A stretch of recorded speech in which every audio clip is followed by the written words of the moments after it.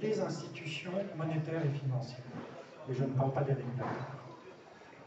Alors les vraies questions, quelles sont-elles? Eh bien, pour bien les comprendre, je crois qu'il faut remonter un petit peu dans l'histoire et avoir conscience que les devises que nous connaissons, le dollar, l'euro, le yen, le livre sterling, etc., ce sont des monnaies récentes, en ce sens que, comme disait Karl Polanyi, que certains d'entre vous connaissent peut-être, qui est un historien de l'économie, ce sont des monnaies tous usages, des monnaies universelles, et ces monnaies tous usages, dans l'histoire de l'économie et de la finance, sont récentes.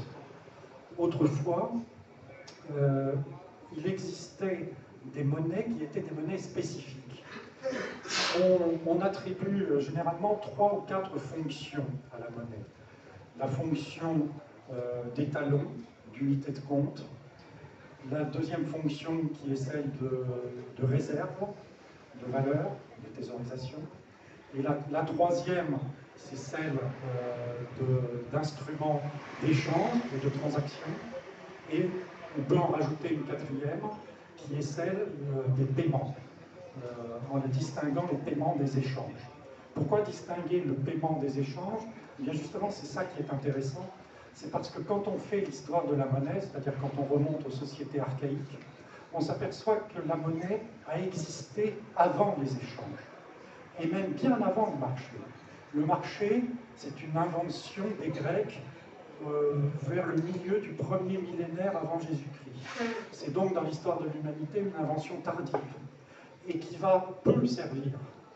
Le véritable essor du marché, c'est le 19e siècle, avec la révolution industrielle. Donc le marché, c'est quelque chose de très récent. Je parle du marché faiseur de prix, c'est-à-dire le marché tel que nous le concevons aujourd'hui. Alors que la monnaie existe dans toutes les sociétés. Et la monnaie existe donc bien avant le marché. Alors à quoi servait la monnaie? Eh bien la monnaie, justement, elle ne servait pas aux échanges. C'est ça le paradoxe. C'est que la monnaie, à l'origine des sociétés, elle sert à exprimer la valeur.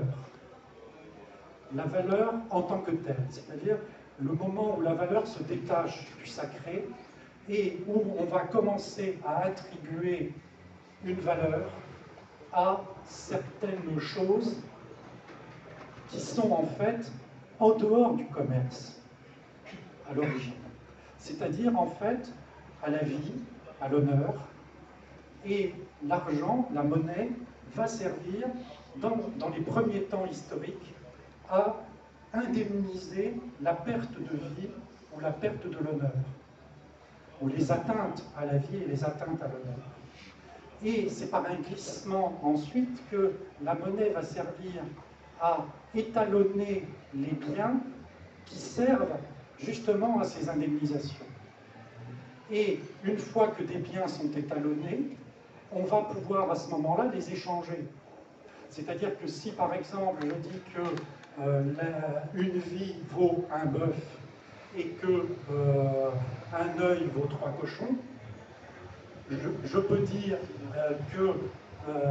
et si je peux établir que 3 cochons valent un bœuf, j'ai établi qu'un bœuf c'était une monnaie et les cochons aussi. J'ai 2 monnaies.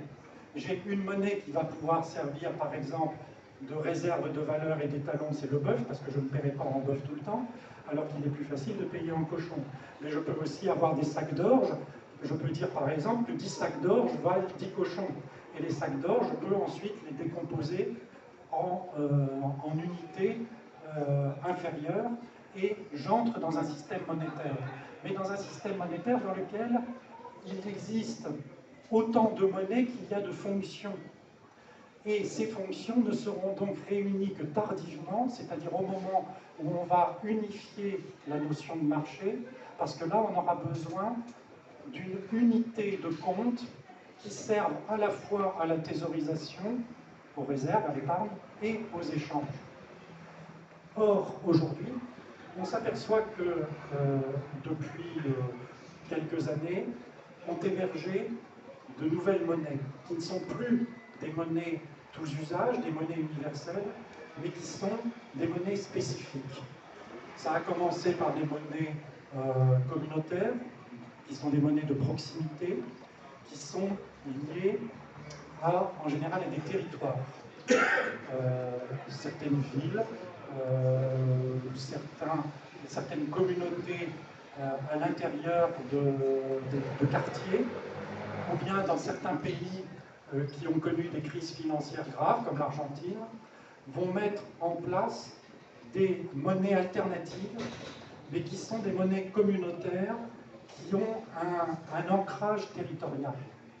Et puis, on voit apparaître, plus récemment, d'autres types de monnaies alternatives qui sont justement des monnaies qui aujourd'hui sont des monnaies spécifiques et qui, elles, ont une nouvelle dimension, c'est qu'elles sont toujours des monnaies communautaires, mais qui sont déterritorialisées.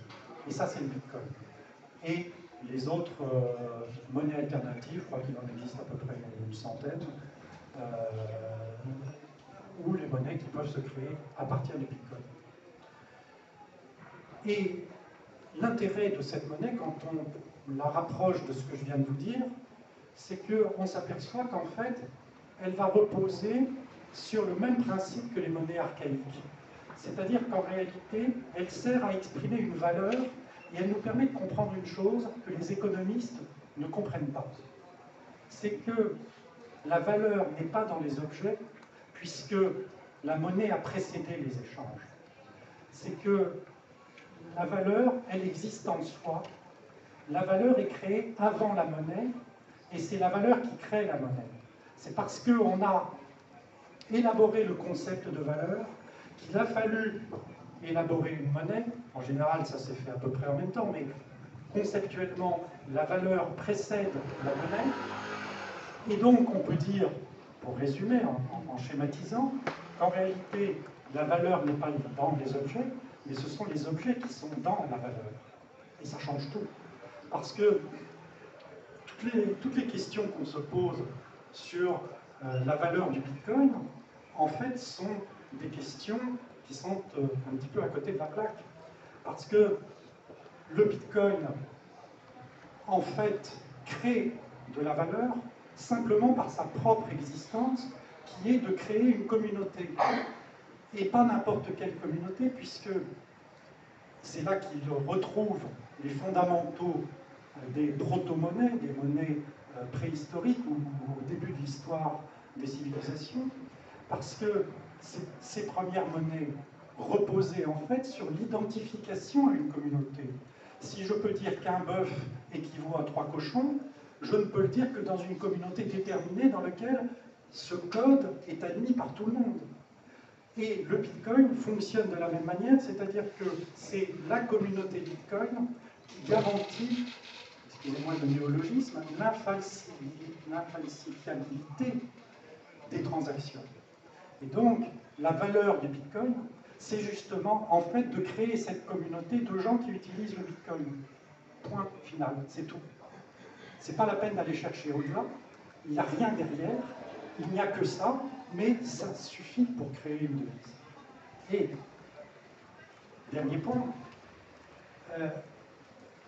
au-delà même de la devise Bitcoin, le protocole Bitcoin est lui aussi révolutionnaire parce qu'il va lui aussi permettre de sortir des institutions qui ont été créées par le marché lui-même dans le cadre d'une modernité politique qui est en train d'être dépassée, d'une modernité économique et financière qui est en voie d'être dépassée. Alors, il faudra peut-être 20 ans ou 30 ans, mais on s'aperçoit que le protocole Bitcoin, au-delà de la devise qu'il invente, permet aussi de créer ce qu'on appelle des smart contracts et des DAC. Alors le DAC, je vais jouer les initiales, Distributed Autonomous Corporation. Donc des organismes anonymes, distribués, c'est pas autonomes distribués, qui sont en fait des agents autonomes ou des contrats autonomes qui sont capables de remplacer les tiers, les intermédiaires.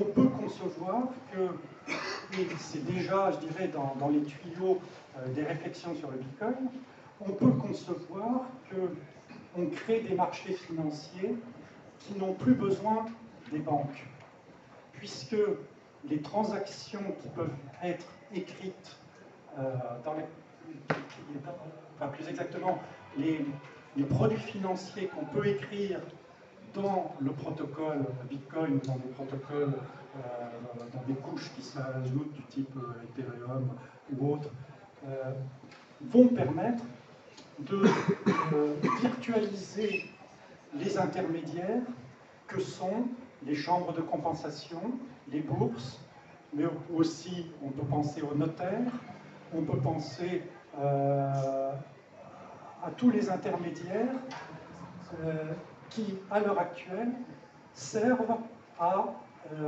mettre en relation les personnes qui veulent passer des contrats.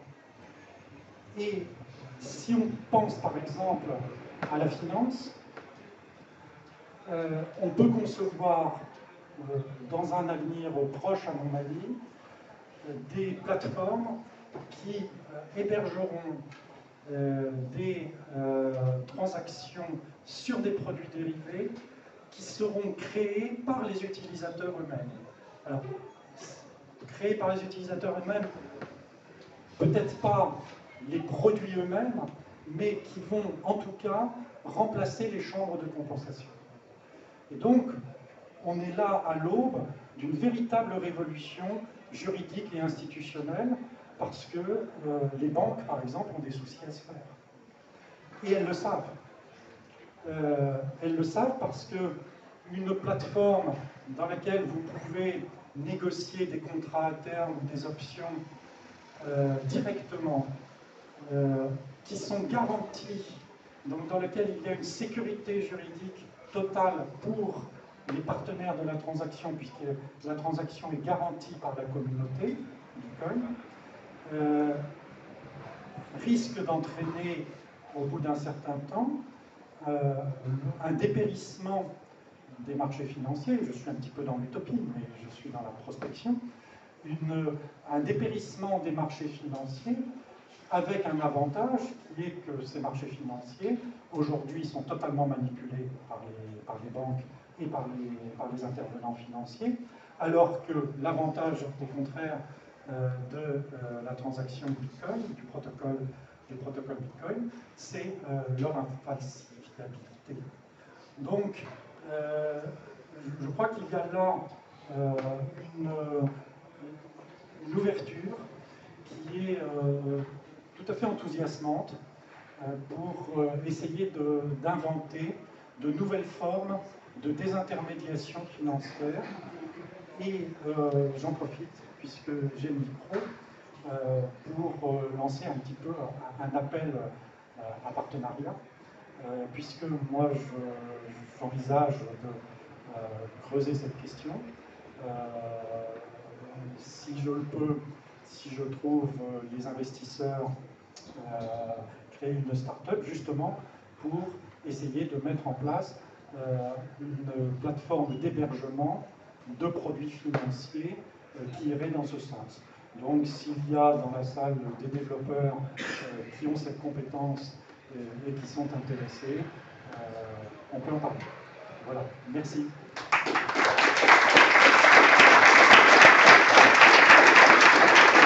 Merci beaucoup pour c'était très intéressant sur la monnaie. Est-ce qu'il y a des questions?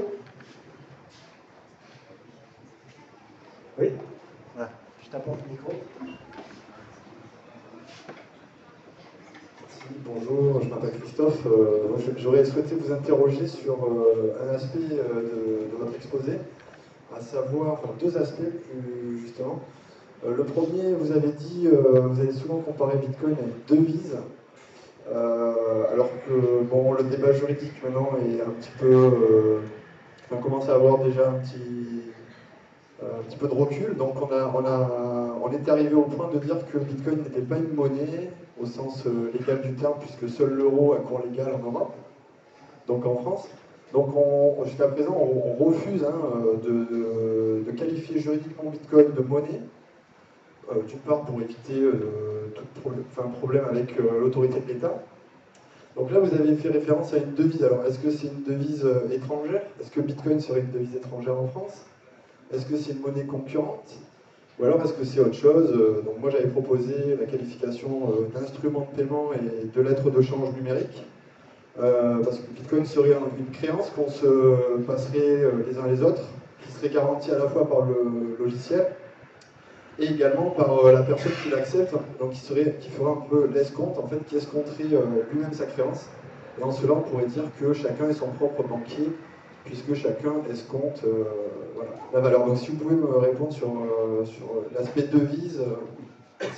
La deuxième question. La deuxième question, vous avez dit les États européens, pour l'instant, refusent de réglementer Bitcoin. Donc j'aurais aimé avoir une précision, dans la mesure où il y a quand même la directive d'octobre 2009 sur les monnaies électroniques, donc qui est relativement claire et incitative, puisqu'elle entend promouvoir la technologie, les technologies de ce qu'elle qualifie de e-monnaie, sachant que bon, je ne suis pas tout à fait d'accord avec la qualification, puisque je considère que c'est un instrument de paiement qui permet d'échanger au départ, même si ce n'est pas la fonction. Enfin, pour moi, c'est la fonction initiale, c'est-à-dire que vous pouvez thésauriser, mais ce n'est pas la fonction. Chaque jour, il y a 100 000 transactions qui ont lieu chaque jour en Bitcoin, donc c'est encore un niveau moyen, je pense que ça va augmenter avec le temps. Donc je considère que c'est un instrument de paiement, donc pas ni une monnaie, ni surtout pas un bien numérique. Alors je rebondis sur la fraude, le blanchiment de fraude fiscale. Aujourd'hui, si on considère que Bitcoin est un bien numérique, si vous réglez un achat en Bitcoin et que vous n'avez pas déclaré vos plus-values, est-ce que le commerçant qui accepte le règlement en Bitcoin commet du recel de blanchiment de fraude fiscale? Est-ce que...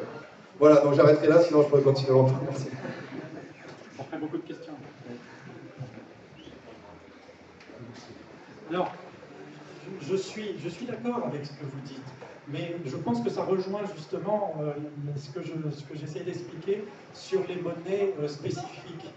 Un instrument de paiement, c'est une monnaie si on considère que, si on sort de la représentation que nous avons et qui nous envahit le cerveau, qui est qu'une monnaie comprend forcément tous les usages que j'indiquais. Mais si on considère que peut être une monnaie un instrument qui sert simplement à un ou plusieurs usages, et qui peuvent d'ailleurs varier ces usages, hein, soit dans l'espace, soit dans le temps, on peut à ce moment-là parler de monnaie. Alors, est-ce qu'on peut parler de devise? Devise, ça veut dire qu'on renvoie une convertibilité, en fait, en tout cas dans mon esprit, à une convertibilité entre une monnaie et d'autres monnaies. C'est quand elle est convertible, au moins potentiellement, que quand il y a un cours de change possible, qu'on peut parler de devise. Le Bitcoin a un cours dans toutes les monnaies. Simplement, peut-être la particularité du Bitcoin, j'aurais tendance à dire que ça sera la devise des devises. C'est-à-dire que je pense que sa malléabilité fait que, à terme, quand le Bitcoin se sera généralisé, ce qu'il ne peut pas ne pas faire, je pense. Bitcoin ou autre monnaie alternative sur le même principe. Hein, c'est le principe du Bitcoin qui compte, c'est pas la dénomination de la monnaie elle-même. Elle pourra servir d'intermédiation entre toutes les devises souveraines.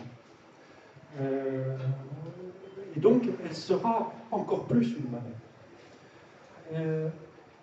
Alors, ensuite, l'existence ou non d'un droit je crois que le Bitcoin c'est 2009 hein, la création. Bon, directive européenne, Bitcoin, elle ne connaît pas, elle ne comprend pas. Les gouvernements ont beaucoup de mal même à se faire une opinion. Ils ne veulent surtout pas s'en faire d'ailleurs. Certains disent, la Finlande par exemple dit, on va traiter ça comme un actif ou une matière première. L'Allemagne dit ok pour que ce soit une devise ou une monnaie. C'est une grande anarchie et ils ne veulent pas le faire parce que ils sentent que le Bitcoin est de nature à être un élément déstabilisateur des devises souveraines fondamental. Pourquoi la Chine et les États-Unis sont les deux pays qui sont les plus hostiles au Bitcoin? Parce qu'il y en a un dont c'est la monnaie est la monnaie internationale, c'est les États-Unis, et l'autre, c'est celui qui aspire à remplacer le dollar par sa propre monnaie. Et les Chinois, aujourd'hui, sont dans une perspective de domination géopolitique par leur monnaie, dans laquelle le Bitcoin est un élément déstabilisateur très important pour eux.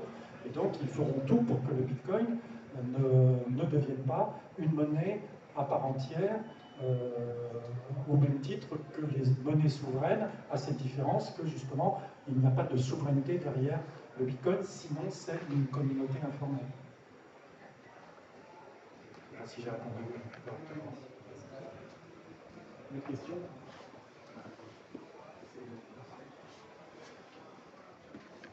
Oui, bonjour. Voilà, d'abord je suis un peu étonné par ce que vous dites parce que moi au contraire, de ce que j'en ai compris, mais bon, je ne suis pas juriste, les Américains ont au contraire une position très pro-Bitcoin. Le Sénat s'est déclaré, disons par rapport à la Chine, en tout cas il n'y a pas vraiment de comparaison, et puis surtout ils se sont déclarés favorables au Bitcoin. La détention et l'échange de Bitcoin est autorisé en Chine comme aux États-Unis d'ailleurs, alors qu'en France on n'a toujours rien dit, et donc on peut imaginer encore des choses qu'on ne peut plus imaginer aux États-Unis. Et donc mon autre question par rapport aux régulateurs, c'est que donc, vous disiez tout à l'heure, voilà, c'est formidable, et je suis d'accord avec vous, hein, que c'est formidable Bitcoin. Mais donc, est-ce que le régulateur Dark Wallet peut vraiment voir ça d'un bon oeil, qu'en gros on puisse détenir des actifs sans que, tel que je comprends le système fiscal aujourd'hui, sans que le fisc puisse voir grand-chose? Et par ailleurs, par rapport à ce que vous dites sur la fin des manipulations de marché, alors moi je suis beaucoup moins optimiste que vous parce que l'information elle est quand même. Je ne sais pas si vous avez entendu parler des problèmes de trading haute fréquence récemment. Il y avait des. Donc le principe du trading haute fréquence, c'est que vous échangez en. Il y a des machines qui échangent en 1 millième de seconde, et vous, quand vous cliquez sur acheter sur votre site, pour acheter, vous mettez beaucoup plus de temps. Et donc c'est des entreprises qui profitaient de ces informations pour prendre un trade avant vous et vous faire payer plus cher si vous achetez, ou vendre moins cher si vous vendez. Ce genre de manipulation, par exemple, avec ce système de Bitcoin d'échange d'informations où les gros mineurs ont plus d'informations que n'importe qui. Voilà, donc mes deux questions, c'est ça. Est-ce que vous y croyez vraiment à cette fin des manipulations par Bitcoin, puisque il y a ce problème informatique. Et donc l'autre, c'est qu'est-ce que vous pensez que comment vous pensez que le régulateur va réagir face au problème de confidentialité, le fait qu'on puisse prendre les transactions, alors certes visibles sur la blockchain, mais difficiles à démêler.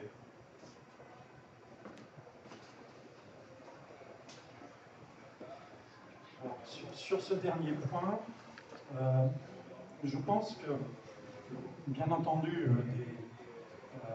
des logiciels comme Dark Wallet sont vus d'un très mauvais œil et posent un problème technique. Mais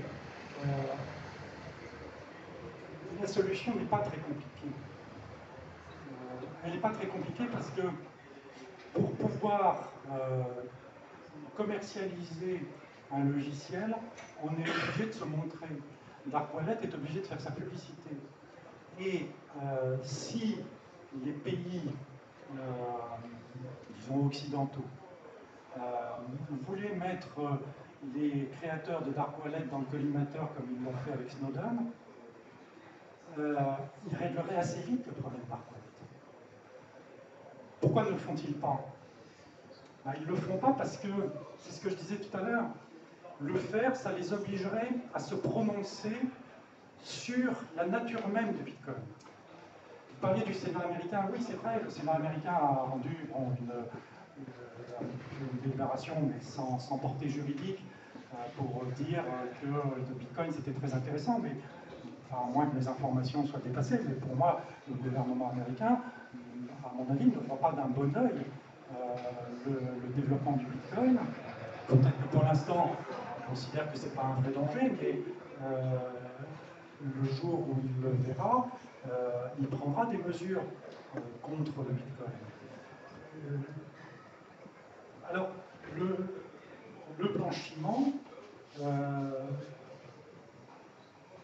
oui, les régulateurs seraient tentés de trouver des solutions sur la règle Know Your Customer, mais ils sont très hésitants. Il suffit de voir par exemple la position de la Banque de France, qui dit moi le Bitcoin je ne veux pas en entendre parler, et du coup je ne veux pas le réglementer.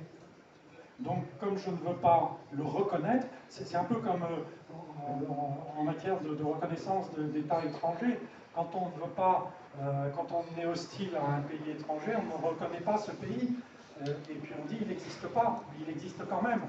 Et il peut avoir des actes hostiles, et on fait comme si on l'ignorait parce qu'on ne veut pas le reconnaître. Et vis-à-vis du Bitcoin, les États sont aujourd'hui dans cette position, soit de semi-reconnaissance, parce qu'ils veulent quand même essayer d'en tirer quelques profits fiscaux, mais aucun n'a une législation claire, ou bien dans le déni complet.